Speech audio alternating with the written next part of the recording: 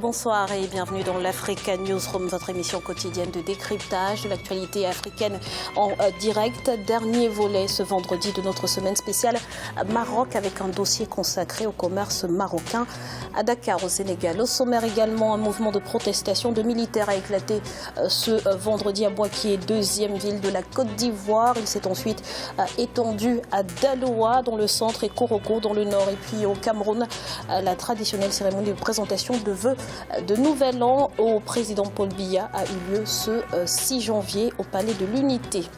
Ils sont avec nous sur ce plateau pour en parler. Un invité, M. Youssef Ghazali. Bonsoir. Bonsoir et bonne année à toutes et à tous. Merci infiniment. Vous êtes analyste financier. Bienvenue sur ce plateau. Merci. Avec nous également nos éditorialistes Jean-François Akandi-Kombe. Bonsoir Jean-François. Bonsoir Gazila, ça faisait très longtemps. Bonsoir à toutes et à tous. Et Gracien Rokendikiza. Bonsoir Gracien. Bonsoir Gazila, bonsoir à tous et bonne année à tout le monde. Tout de suite, c'est l'info du jour.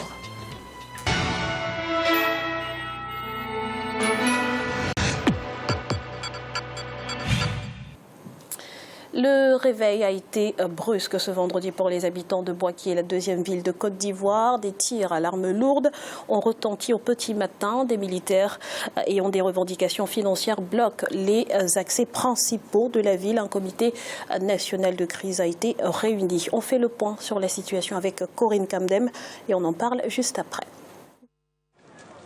Une mutinerie a éclaté ce vendredi 6 décembre à Boaké, la deuxième ville de la Côte d'Ivoire. À l'origine, des militaires ivoiriens qui réclament des primes dites Ecomog, constituées d'une villa et de 5 millions de francs CFA. Une prime qui leur serait due depuis la fin de la crise post-électorale de 2011.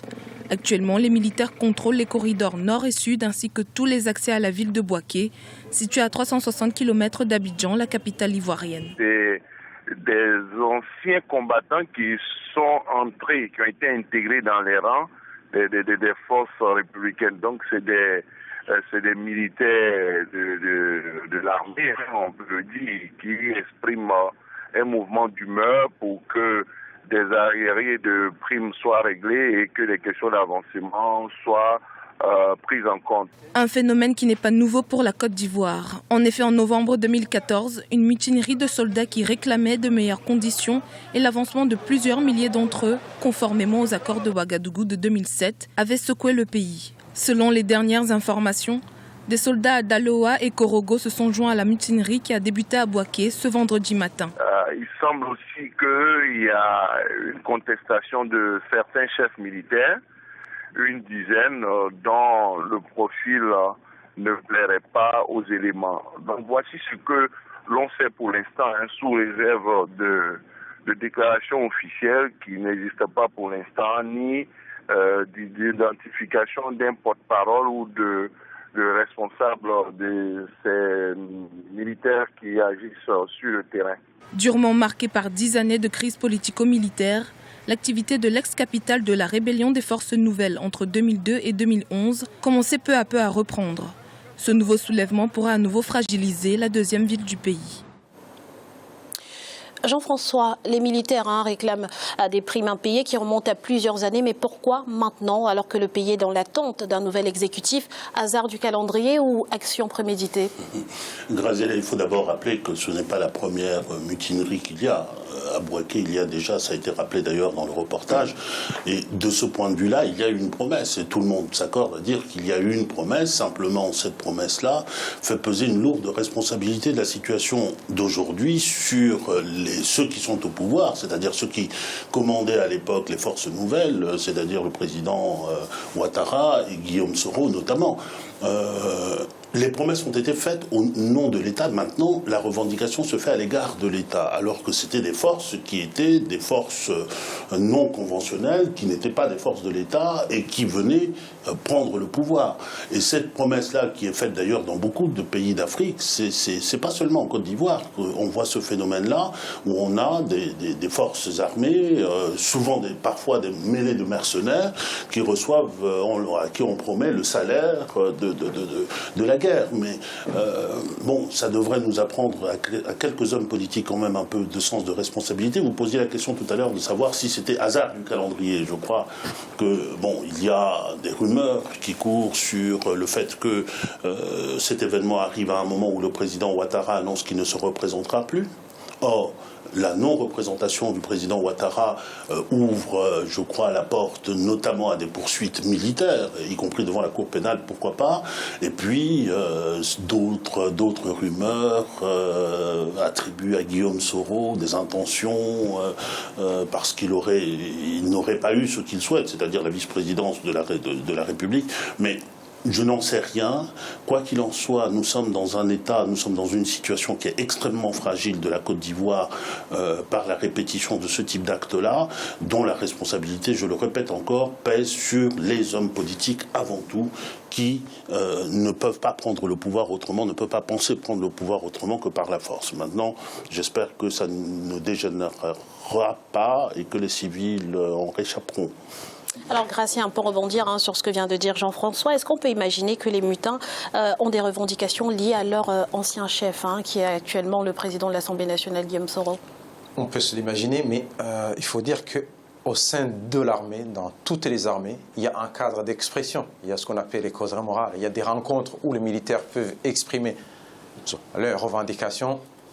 Et cela, il y a un cadre bien précis. C'est très étonnant qu'on voit des militaires prendre les armes pour revendiquer des primes, pour revendiquer les grades. On sait bien que les grades, on a des avancements en fonction du règlement militaire dans chaque armée.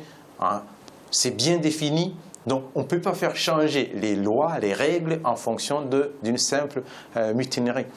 On s'imagine qu'en principe, il faut savoir que, quel que soit, même les coups d'État qu'on voit en Afrique, partout où on voit les coups d'État, il y a toujours des politiciens qui sont derrière.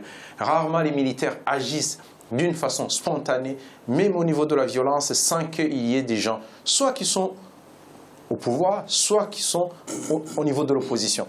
Donc on peut dire vraiment que ce genre de choses, sont des actes qui peuvent aussi retracer un problème d'intégration. Ça montre bien que la Côte d'Ivoire n'a pas fait, le pouvoir ivoirien n'a pas fait son travail d'intégration de cette armée pour la rendre, qu'elle soit une armée professionnelle, qu'elle s'intègre complètement. Moindre problème, moindre incident, on voit les mêmes rebelles sortir, qui sont déjà dans l'armée, sortir ensemble. Cela suppose qu'ils sont restés toujours solidaires entre eux. Il n'y a pas eu de maillage, d'intégration totale au sein de l'armée, et même des politiciens. On peut dire qu'ils contrôlent encore ces rebelles qui sont dans l'armée. Très rapidement, Jean-François, comment gérer ce genre de crise? Quelle doit être la réponse, la ligne de conduite du gouvernement ivoirien?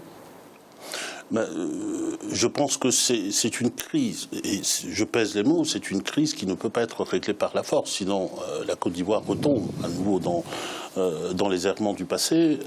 Gratien l'a rappelé tout à l'heure, il y a un cadre pour la discussion, il faut engager la discussion avec les militaires qui sont en mutinerie, mais en même temps, je crois que l'État n'est pas comptable de promesses qui ont été faites contre l'État, à cette époque-là, n'est pas comptable de ces promesses-là. Donc il faut qu'ils entendent raison également, et je pense que l'une des façons de le résoudre sur le long cours, c'est dans l'organisation même de l'armée, et y compris dans l'affectation des forces. Ces forces-là, c'était les forces qui étaient déjà à Bouaké, ils étaient déjà dans cette région-là, on les a maintenues dans cette région, je ne comprends pas pourquoi. Il y a tout un ensemble de mesures, dont des mesures à long terme, et à court terme, il faut ouvrir la discussion. Merci Jean-François. Les membres du corps diplomatique ont ouvert le bal. Ils ont été suivis par les corps constitués, les autorités militaires et religieuses pour présenter leurs vœux au président camerounais Paul Biya. Ce dernier s'est ensuite adressé à la nation. Compte rendu avec Zahra Mohamed Moutio. C'était ce vendredi au Palais de l'Unité. Le président camerounais a reçu les vœux de l'ensemble du corps diplomatique, des vœux mais également un bilan et des dossiers prioritaires pour les prochains mois, comme celui sur la lutte contre le terrorisme. Le fléau a fait au cours des 3 dernières années au moins 1000 victimes sur le territoire camerounais. Les attentats en Europe, aux États-Unis, en Turquie et en Afrique sont le plus souvent revendiqués par l'État islamique. Son effondrement éventuel pourrait faciliter l'éradication des mouvements qui lui ont fait allégeance. En Afrique notamment, qu'il s'agisse de Boko Haram ou de diverses organisations actives en Libye et au Sahel, la chute de l'État islamique porterait sans doute un coup sévère à la nébuleuse djihadiste sur notre continent. Un discours également empreint de la situation intérieure. Le pays fait face depuis plusieurs semaines aux revendications de la minorité anglophone. Enseignants et avocats réclament une meilleure prise en compte de leurs spécificités historiques et linguistiques. Face aux tensions et aux risques de division, le président a insisté sur l'impératif de sauvegarder l'unité du peuple camerounais. L'exploit de notre peuple, il a su, à partir de ses nombreuses diversités, reconstituer son unité. Je l'ai toujours dit, cette unité se confond avec l'existence même de notre peuple. Je ne cesse d'inviter mes compatriotes à veiller jalousement à ce que jamais cette unité ne s'arrête. Notre diversité fait partie de notre identité. Devant les diplomates, le chef de l'État est également revenu sur la conjoncture économique mondiale, fragile dans bon nombre de pays du continent. Alors, Gratien, un discours principalement axé sur des questions internationales et régionales, c'est un choix que vous comprenez? C'est un choix que je ne comprends pas, surtout que le Cameroun traverse une période difficile en ce moment, que ce soit dans la partie des anglophones ou aussi, même au niveau de tout le Cameroun, des problèmes qui sont liés à l'économie, à l'organisation des services, même à la sécurité en soi. Mais on préfère, c'est bien, on peut préférer parler de la politique internationale qui dérange personne pour éviter, disons, les sujets qui fâchent. Parce que quand il parle d'unité, on comprend bien, il y a l'unité qui est prêchée, qui est comprise par ceux qui sont au sommet et ceux qui sont en bas, qui se disent finalement, est-ce que quand il y a l'unité, on peut, disons, mater une manifestation des anglophones? Est-ce qu'on ne peut pas écouter finalement les revendications? Est-ce qu'on ne peut pas écouter aussi des syndicats, comment ça se passe au niveau de l'économie, au niveau des prix? Donc il y a surtout les sujets qu'on peut préférer éviter, mais en fait un discours qui n'avantage pas le peuple. Alors Jean-François, le président Paul Biya a insisté sur l'importance de maintenir l'unité camerounaise. Quelles mesures justement peuvent être prises afin de préserver cette unité? Personnellement, ce discours pris tout seul peut être décevant, mais je suis tenté de le mettre en relation avec le discours de fin d'année que le chef de l'État, le discours à la nation que le chef de l'État a prononcé, où il a abordé certains des thèmes qu'il ne aborde plus une semaine plus tard, c'est-à-dire la question anglophone, et avec les risques de dislocation du Cameroun, notamment, puisqu'il y a des revendications sécessionnistes. La question du Nord, la question du terrorisme, la question économique, etc. Ces thèmes-là ont été abordés pas nécessairement de façon très heureuse. Par exemple, sur la question anglophone, le président de la République, Paul Biya, a plutôt insisté a plutôt pris un tour très autoritaire en qualifiant de terroristes les personnes qui manifestaient leur ras-le-bol face à l'ostracisme. Mais vous me demandez quelles sont les mesures. Moi, ici, autour de ce plateau, nous ne pouvons pas dire quelles mesures on doit prendre pour pouvoir assurer l'unité du pays.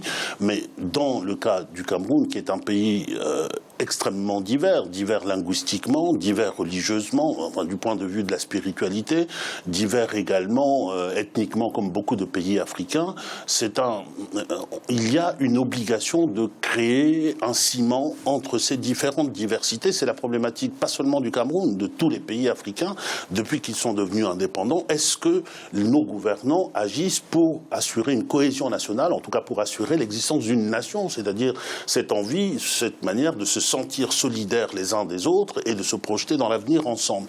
Il y a un vrai problème qui n'est pas seulement un problème camerounais, il est aussi camerounais, parce que la diversité au Cameroun dépasse celle des autres pays.